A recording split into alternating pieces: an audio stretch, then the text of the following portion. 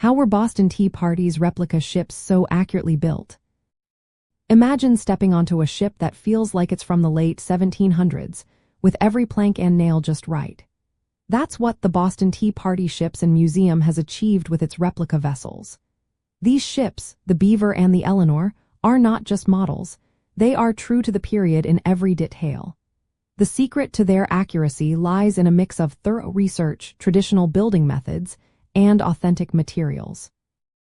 The museum's team spent a lot of time studying original shipping papers and old ship designs.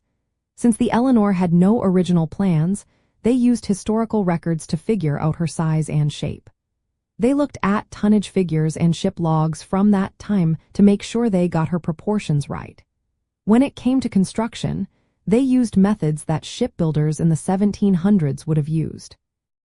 The Beaver was originally built in Denmark in 1908 as a fishing and cargo schooner. It was then carefully retimbered and replanked to look like a colonial ship. The Eleanor was a fishing vessel built in 1936, and it was transformed with new frames and planks made from white oak, just like the ships of that era.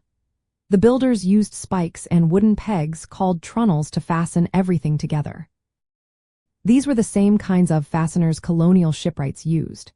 The copper sheathing on the hulls came from the Paul Revere Copper Company, which Paul Revere himself helped start in 1810.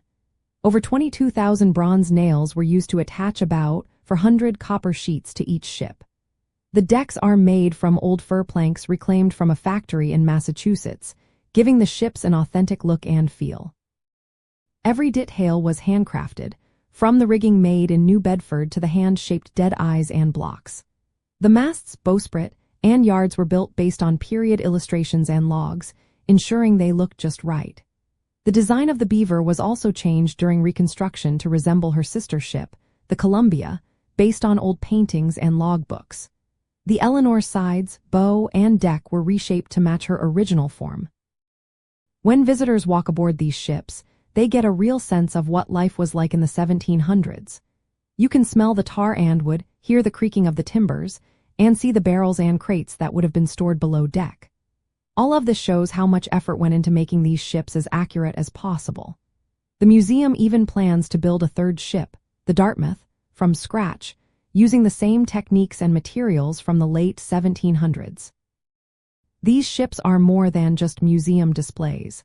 They are a way for Boston to keep its revolutionary history alive and real for everyone who visits.